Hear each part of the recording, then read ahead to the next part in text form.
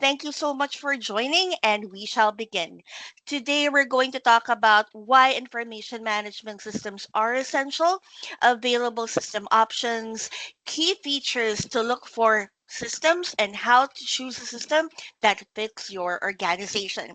We do have here Mark Julia Sarah from our team and John Paolo that will be assisting us for the slideshow. Thank you very much, and let's begin. Hi, Faraz. How are you doing today? Hi, Jessica. Hi, everyone. How are you? Doing good for us. How are you? That's good. Doing That's good good. for us. Yes, Thank very you, good. team. All right. So, Faraz, can you tell them something about yourself? Yeah, sure. So, look, this is series of our fortnightly webinars that we plan. We started actually last year, in last quarter, and obviously due to Christmas and the New Year's holidays, we had a bit of a break.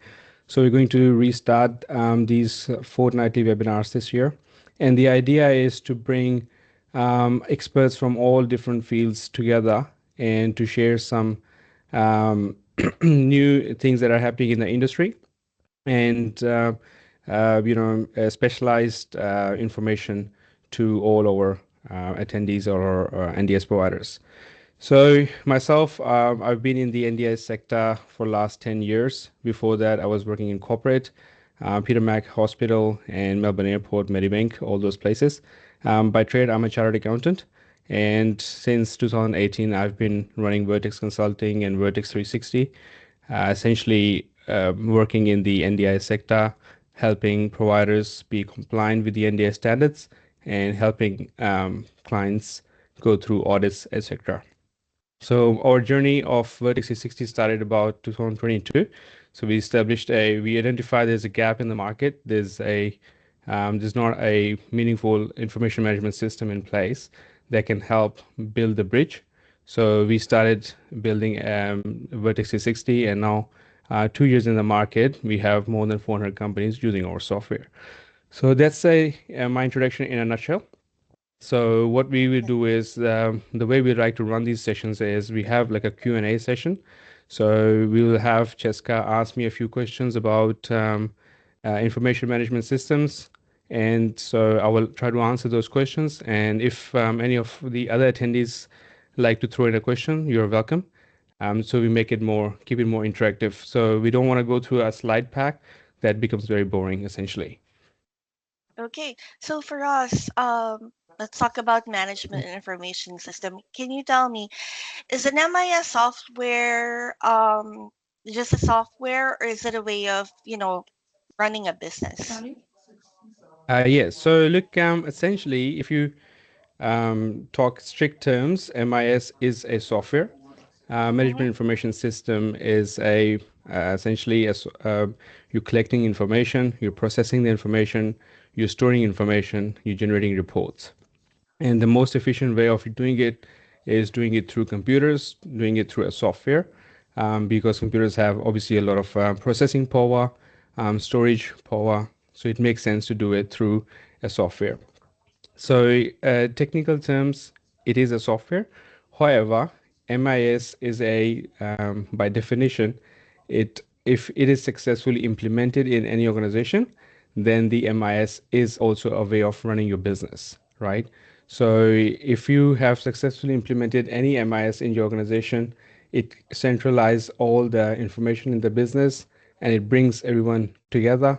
All the departments who are using the software come together and share the information or use the information in the software and collect the information and process the information. The management use the information to make decisions. So it's all essentially running the business as well.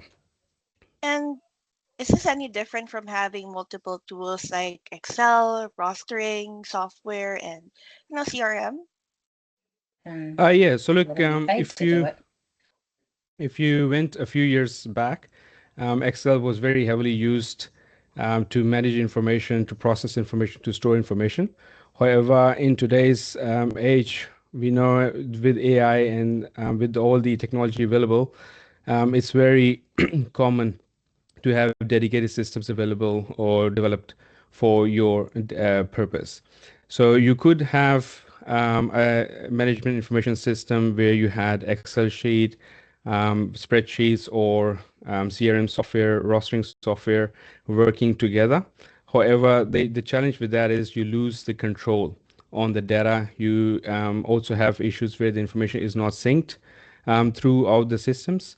So traditionally, those systems worked okay, but now because there's so much information being collected, it is becoming very difficult to use multiple tools as a management information system. So now it's much more recommended to have a dedicated or a centralized management information system, which actually stores all the information in one place, processes that information, and the management uses it for decision making all in one place. So, are there any risk of not having a single source of truth? Yes, absolutely. So this is the challenge with if you have multiple systems like spreadsheets, rostering software, CRM, and the data is scattered in all the different places. You have a risk where someone in your operations is looking at one bit of information. Another person in finance could be looking at different information. And because the information is not synced together, you could fall in the risk of, being unable to do the invoicing, billing, etc. So if once you have all the information in one place and the one source of truth, then you can avoid the risk of having outdated information or new information for someone in finance and outdated information for someone in operations and so on. So definitely with this is the one of the main advantage of having a information management system is that all the information is up to date, it's all synced, and very less chances of someone looking at outdated information. So, how does lack of visibility impact compliance and accountability then? Sorry, can you please repeat? How does lack of visibility impact compliance and accountability? Yes, absolutely. So, the essentially when you're running a business, any business, but specifically something like a healthcare business, it's very important to have visibility of participant support plan, for example. So, if you have, especially if you have a medium-sized business where you have 20 plus participants or even more than 10 clients, it's very hard to keep all this information stored in your heads or keeping it in the staff files like documents and stuff. So having visibility when you have more than 10 or 15 participants, and then making sure that information is visible and shared with all the people who are going to support the clients is extremely important. Most of you here understand how important it is when you're going to support a participant and let's say they have had a incident or a medical condition and in support workers are not aware of the most recent changes or the support plan, then potentially you could the participants safety is in danger. So having visibility to all the information and having all the up-to-date information is extremely important. So management information systems are not just for like billing and stuff. This is essentially the care delivery. And because we operate in the healthcare sector, care delivery and health is a major part of a management information system for us. Okay, so, how does MIS support better, faster decision making so far? Yeah, yeah, so absolutely. So if we take this previous example where we've had a participant who's had a recent incident, for example, now that incident could have resulted in them getting more support, essentially, or active overnight support, for example, right? So Yep. once everyone in the team has access to this most up-to-date information, they can use this information to better roster care for the participant. Obviously, this will have financial impacts for the participant, so they may need more funding from NDIS. So the support coordinators could be informed of these changes. Obviously, if your care coordinators are aware of all the information, then they can communicate with the support coordinators and inform them of all the changes in the participant needs, and then those needs could be communicated to NDIS to get more financial support for the participant. So it has operational impact, it has financial impact, obviously it has compliance impact as well. So incidents need to be reported. If you have management information system implemented properly, the shifts data that is coming through support workers and mobile apps is getting translated into information that is used for incident reporting, for example.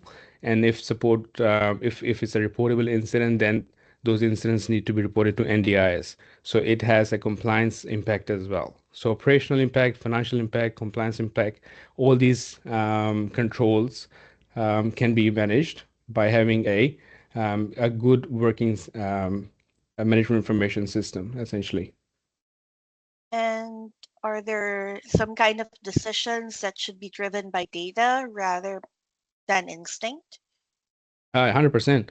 So especially in NDIS, one of the standards actually talk about making sorry, making informed decisions that are backed up by data.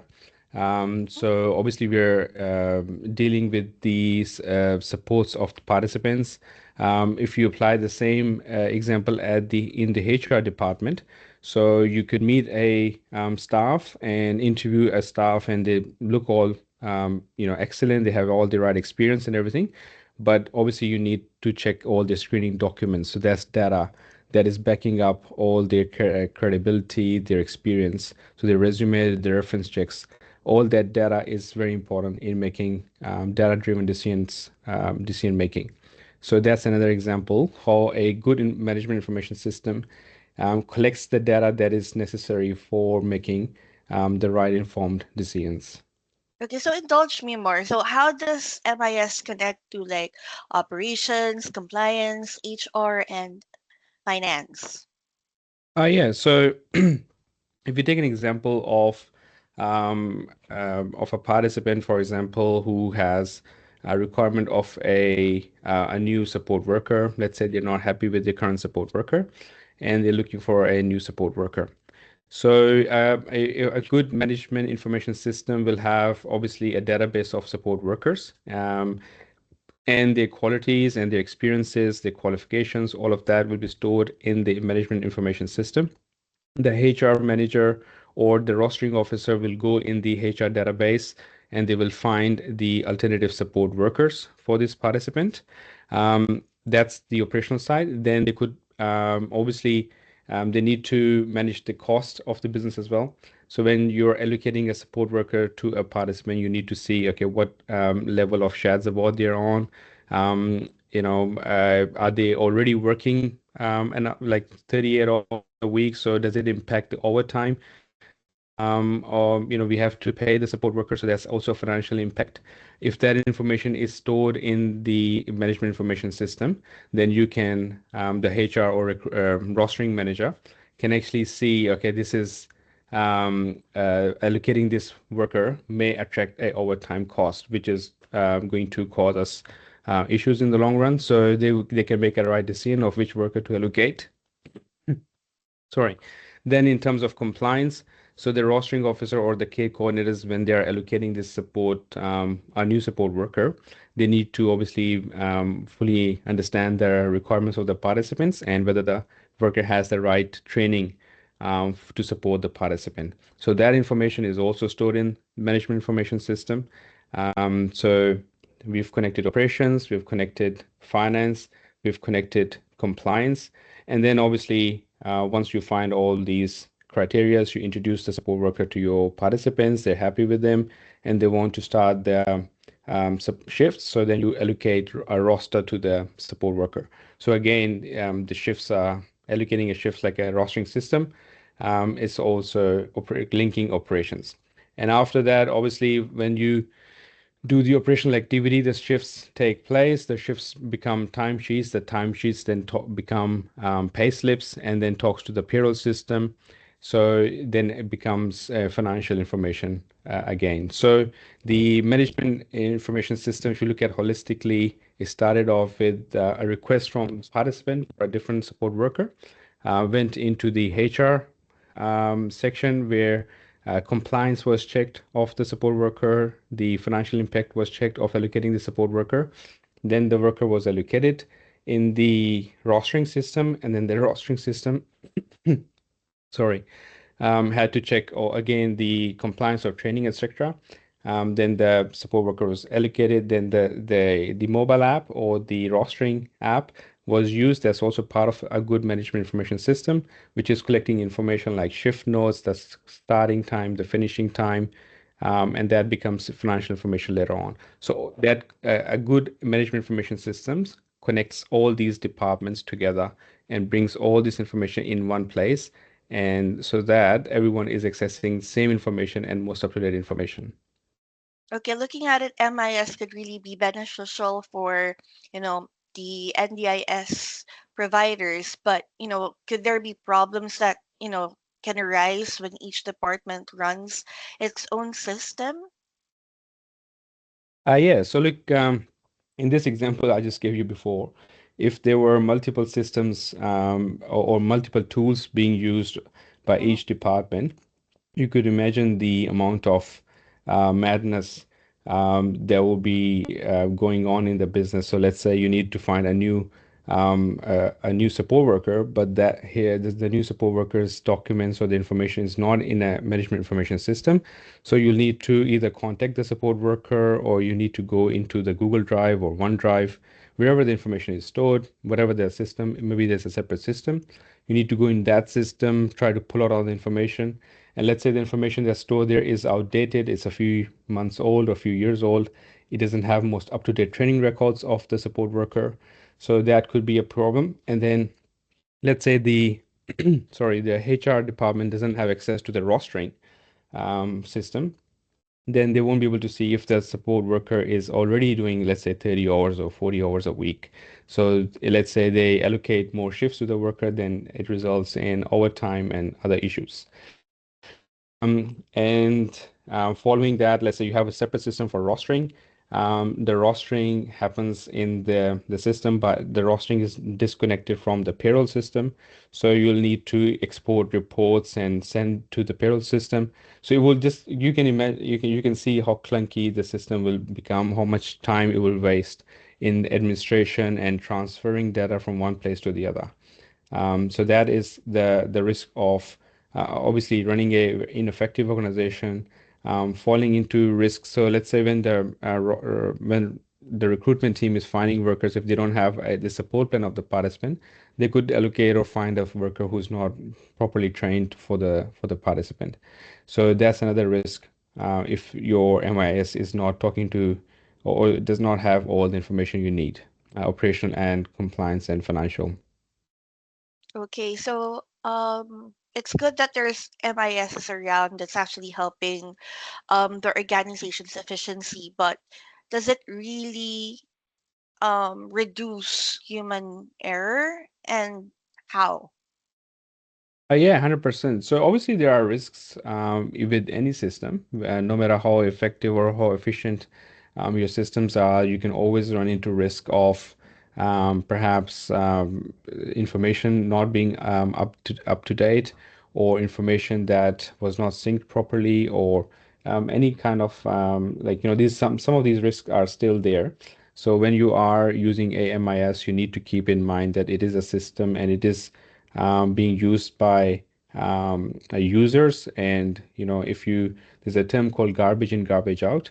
So if you put in wrong information or wrong data in the system will spit out wrong results or wrong reports, right? So when you are using a system, you obviously need controls in place. It is, like I said earlier, it is a way of running your business once you implement the MIS in your organization. So a proper training of using the system is very, very important. Whenever, sorry, whenever you have a new staff, starting, it's important to take them through proper training of how to use the system, so they are aware of how to collect information in the system, and how to pull out information from the system. And secondly, or if you are just implementing a new system, it's very important the whole organization goes through training on how to use the system, and that's how you can avoid the risk. So obviously the risks are much less if you are using spreadsheets and rostering apps and Google Drives and other places, other tools to manage all the operations. There's a lot more risks. With the MIS, a lot of information is centralized, so the risks are less, but they're still there. So to avoid the risk, you need proper training for your staff. You need to ensure everyone is following the SOPs of using the system. And when people are using the system, they're applying, like a sense check, whether this information seems right or not. So that obviously needs to be there as well.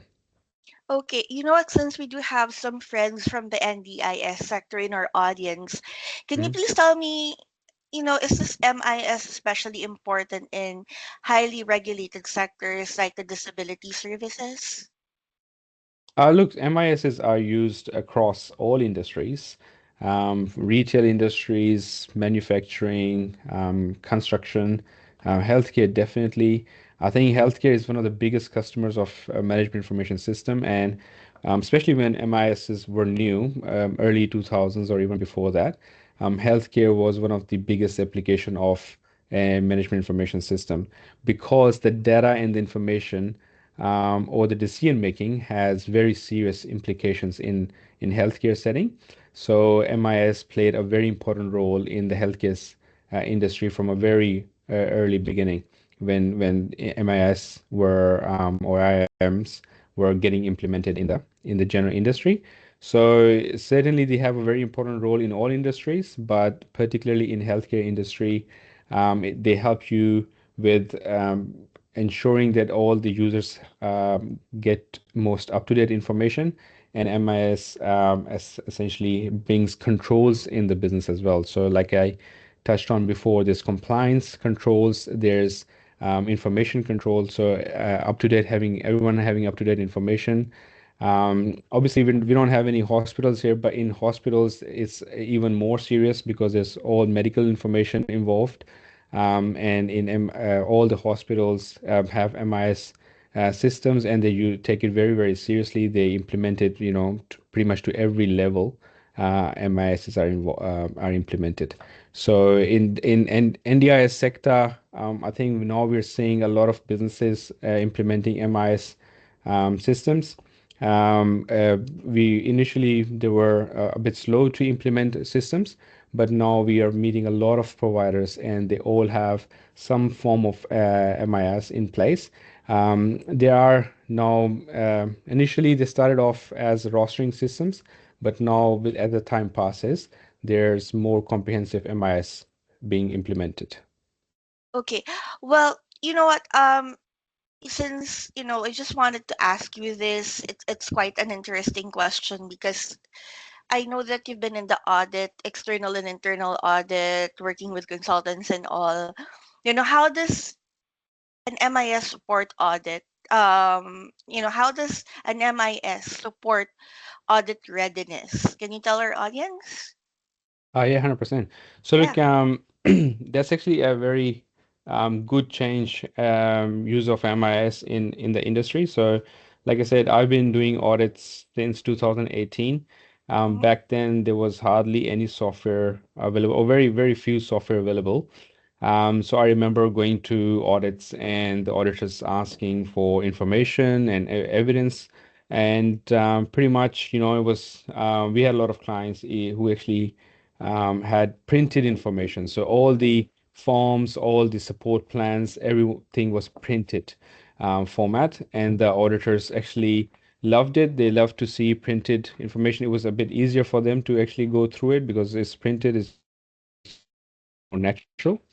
And we've seen the but however, the challenge was when you have printed information or when you have information scattered in different systems, there was a lot of panic when auditors asked for information and the provider was not sure, was not where the information is. And most of the times they had the information, the evidence was available, but just because of that, the general fear, a lot of us got nervous, and sometimes they just just fell apart. But most of the times we help them and we go through. But with the now with the uses of MIS, you can say last 2 to 3 years, we're seeing a lot more providers are using a proper management information system, and it's making it so much more easier to pass the audit or just go through the audits in general, because the providers have a confidence that whatever information I need is in the system, and they're using these systems on a daily basis. Mm-hmm. So they're not just using these systems on the audit day, they use it on a daily basis, day in, day out. And when the auditors ask them for information, they can quickly search through the systems, or they can just quickly, turn around the laptop and show them where the information is in their MIS. So it's reduced a lot of pressure that was on the service providers before, of or having a little fear that what if I can't find the information. So a lot of that pressure has dropped. And auditors, we are seeing they are loving the doing audits on MIS as well. So initially, the auditors were a little bit hesitant, and they wanted to see those printed documents and printed forms. But now we are seeing auditors are actually appreciating that you have a good management information system in place. They appreciate going in the systems. They've learned the systems, I guess, as well. So it's easier for them to go through the systems. And because they use these systems in different organizations, they know how to use it now. So it's easier for them to go in and find the evidence, etc. So they are also becoming more accustomed to it. Some of the software out there in the market, they also have some tools to highlight any non-compliances. So the service providers can actually see if they have a non-compliance, or they have a missing document or expired document before the audits. So they can spend their targeted time to update those documents and make sure they're all compliant. Whereas in the past, we had a lot of examples where the provider will think everything is perfect, and when the auditors went through the files, they will find, for example, a Medicare that was expired or a license that was expired. So those surprises can be avoided if you have a good MIS in place, implemented correctly.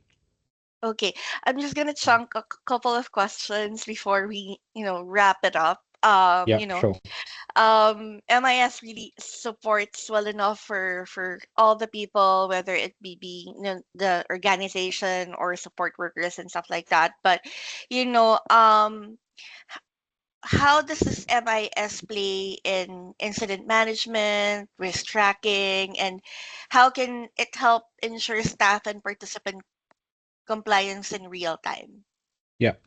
Yeah, so look, like we discussed before, that a good MIS system that is purpose built for the industry.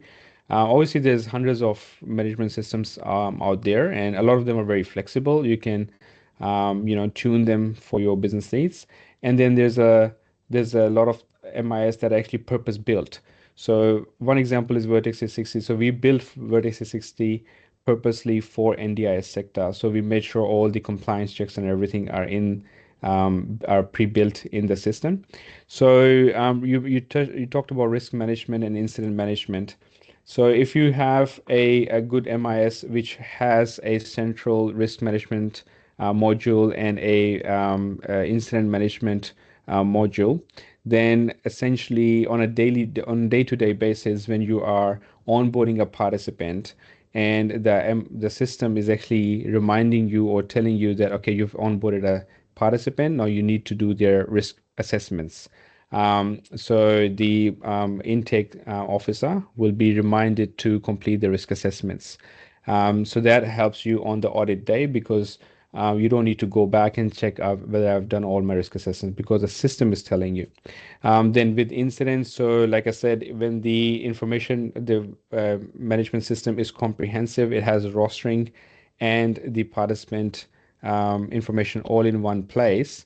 It will essentially assist the service provider or the business in keeping all that information together and synced.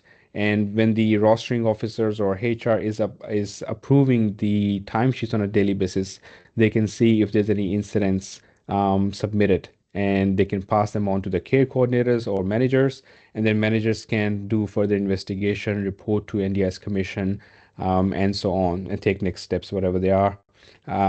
Training of the staff, risk assessments, and so on.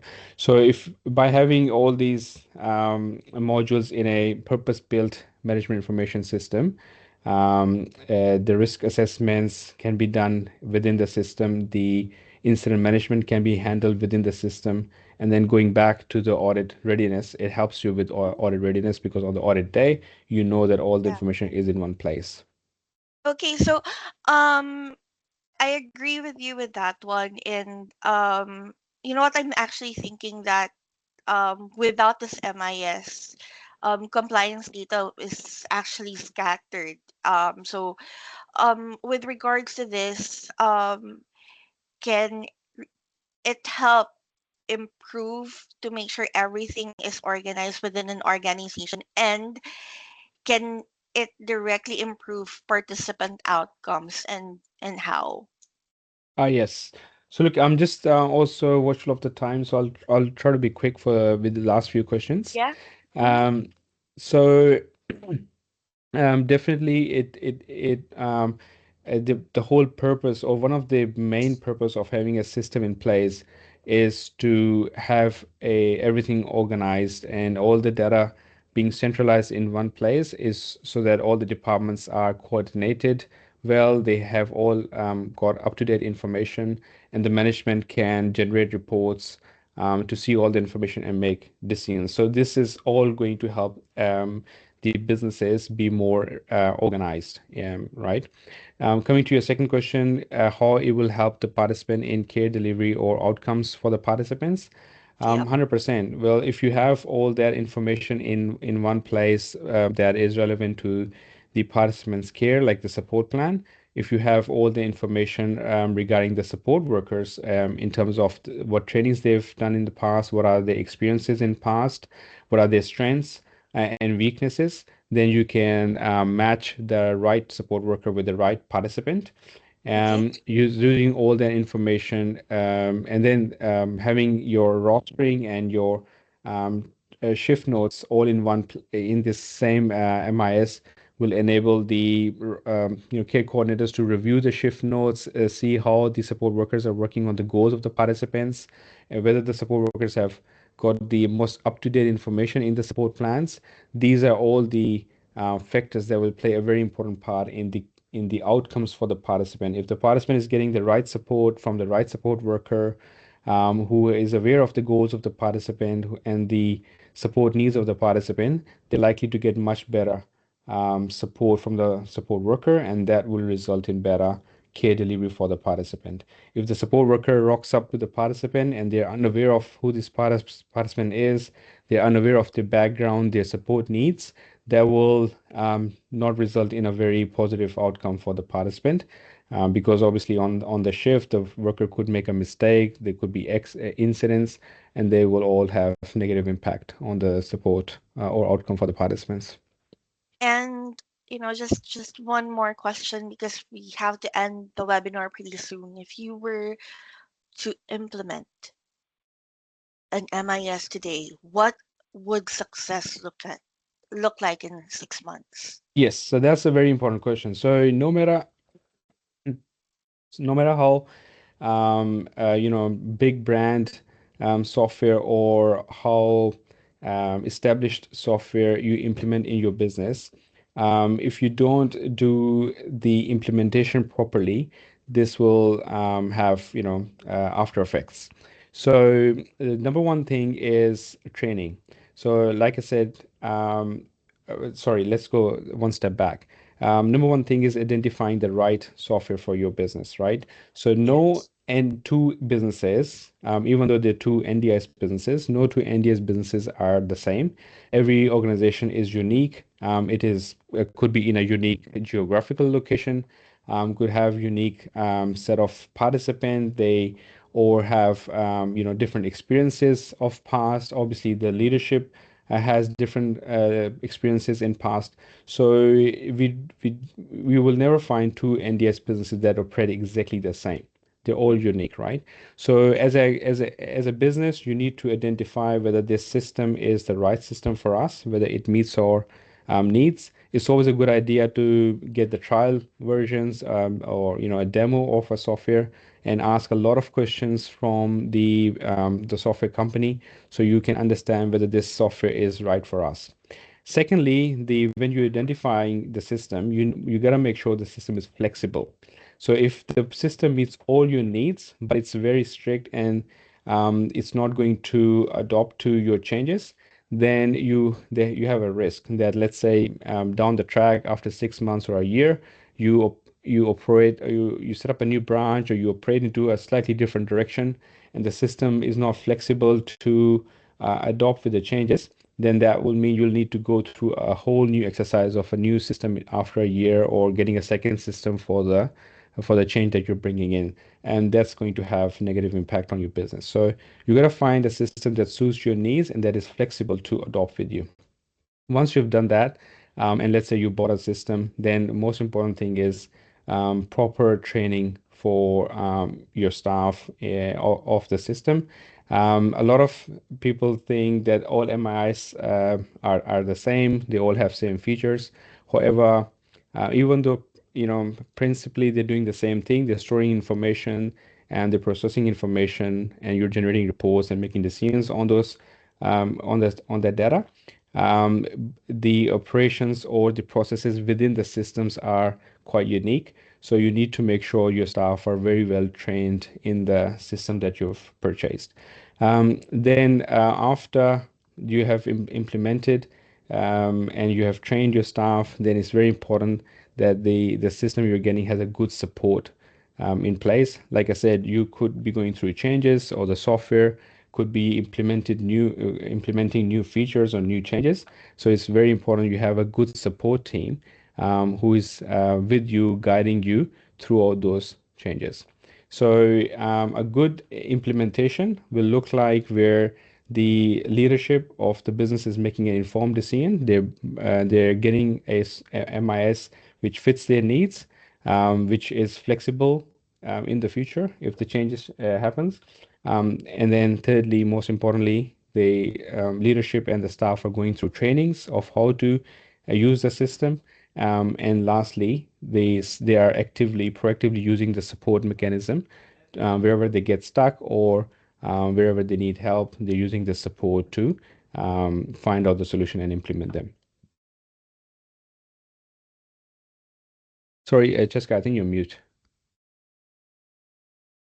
Sorry, sir. So I think this topic really helps out a lot to our friends here. And does anyone, friends from the audience or any attendees, do you have any questions for us? We have a very quiet room today, Jessica. Yeah, I know. There's a lot of people, but they're quiet. Very quiet audience. Hi, Okay. this is Jack from Pathfinders. Yes. Hello, hello, Hi, Jay. hello How are you? now. Sorry, we were a few minutes late, so we missed a little bit of the meeting. I was under the impression it's starting at 2:30 Adelaide Standard Time. Oh, okay. Sorry. Yes. We should probably make it more clear, Jessica. That's Melbourne, 3 p.m. But look, Hmm. Jessica will share the recording link with you, so you'll have the recording of the whole webinar.